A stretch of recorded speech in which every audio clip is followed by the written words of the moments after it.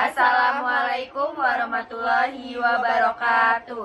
Kami dari kelompok 3C ingin mempresentasikan hasil kerja kelompok kami yang berjudul Indikator Ekonomi dan Produksi Pangan Berkelanjutan. Sebelumnya, perkenalkan, nama saya Najwa Nandita dan rekan saya Firial Dwi Rahmadina dan saya Amelia Cahyani. Nah, di sini materi pertama yang akan disampaikan oleh Firial. Pertanian berkelanjutan menekankan keseimbangan antara ekonomi, sosial, dan lingkungan. Tujuan utamanya yaitu menghasilkan pangan dan keuntungan ekonomi tanpa merusak sumber daya alam. Dikenal dengan konsep Pillar of Sustainable Agriculture, yaitu yang pertama ada profitability, yaitu ekonomi, yang kedua environmental stewardship, yaitu lingkungan, dan yang ketiga quality or life-nya, yaitu ada yang tiga pilar pertanian berkelanjutan, yaitu profitability atau ekonomi, yaitu meningkatkan keuntungan jangka panjang dan efisiensi biaya. Yang kedua yaitu lingkungan, yaitu menjaga kesuburan tanah, konservasi, dan mengurangi polusi. Yang ketiga yaitu sosial, meningkatkan kesejahteraan dan keadilan sosial bagi petani dan komunitasnya. Selanjutnya yaitu indikator ekonomi dalam pertanian. Yang pertama yaitu keuntungan jangka panjang dan efisiensi biaya produksi. Yang kedua, kontrol petani terhadap harga hasil pertanian. Selanjutnya, standar hidup keluarga petani, pendidikan, kesehatan, dan kesejahteraan.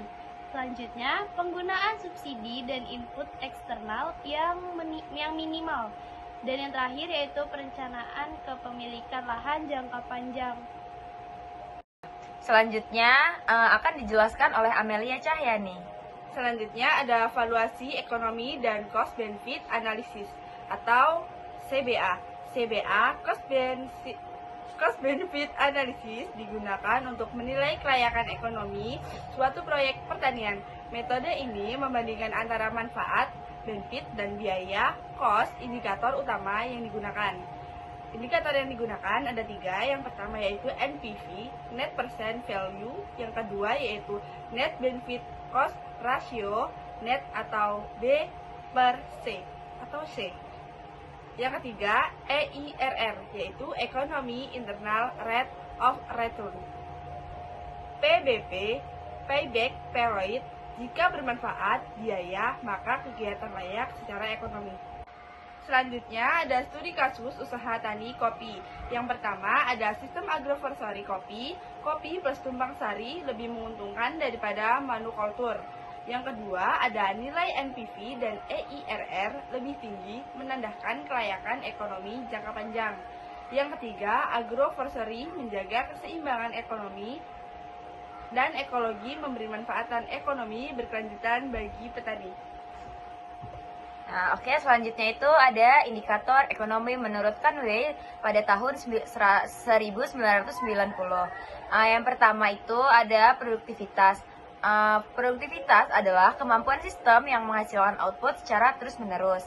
Yang kedua yaitu ada stabilitas. Stabilitas sendiri itu adalah kemampuan mempertahankan produksi saat terjadi perubahan kondisi. Yang ketiga, resiliensi, yaitu kemampuan sistem pulih dari gangguan seperti bencana, iklim, dan hama. Selanjutnya itu ada pertanian yang berbasis landscape. Yaitu pendekatan landscape menekankan keterpaduan antara lahan, biodiversitas, dan tata guna lahan. Fungsi landscape pertanian adalah habitat tambahan, sumber pakan, dan pengatur keseimbangan air.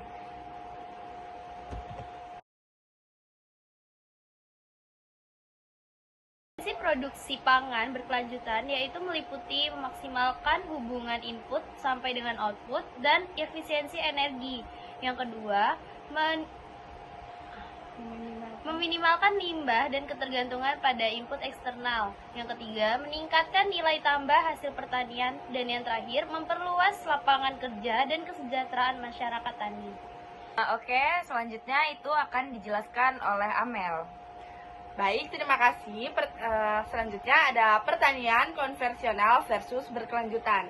Aspek pertanian konvensional, pertanian berkelanjutan, Penggunaan ini tinggi, agrokimia, pestisida rendah, organik, dan lokal. Dampak lingkungan, merusak tanah dan air, ramah lingkungan. Ketergantungannya tinggi, terdapat input luar mandiri dan efisien. Kesejahteraan petani kurang stabil, lebih berkeadilan, dan berkelanjutan. Nah, selanjutnya itu akan dijelaskan oleh Dina Marifatul Fauzia.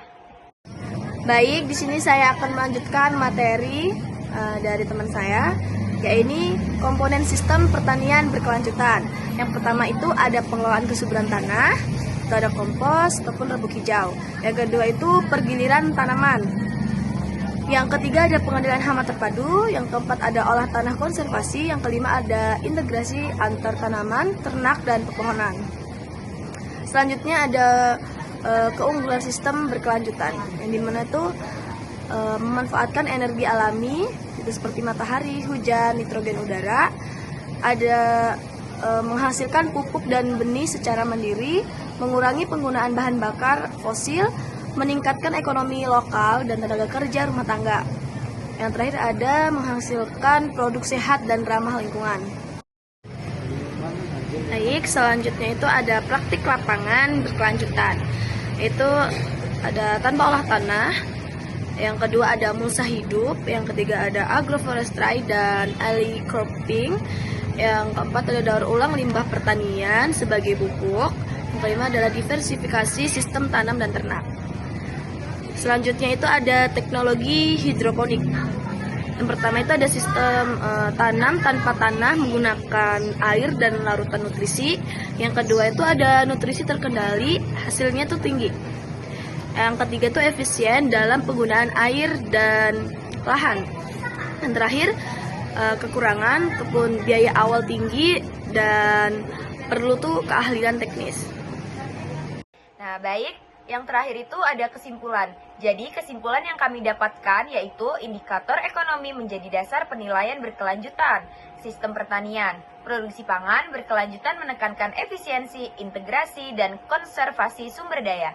Yang terakhir itu diperlukan penerapan analisis ekonomi, efisiensi input, dan pendekatan landscape agar pertanian menjadi produktif sekaligus ramah lingkungan. Baik, sekian dari presentasi hasil kelompok kami. Kami memohon maaf bila ada salah kata. Kami akhiri. Wassalamualaikum warahmatullahi wabarakatuh.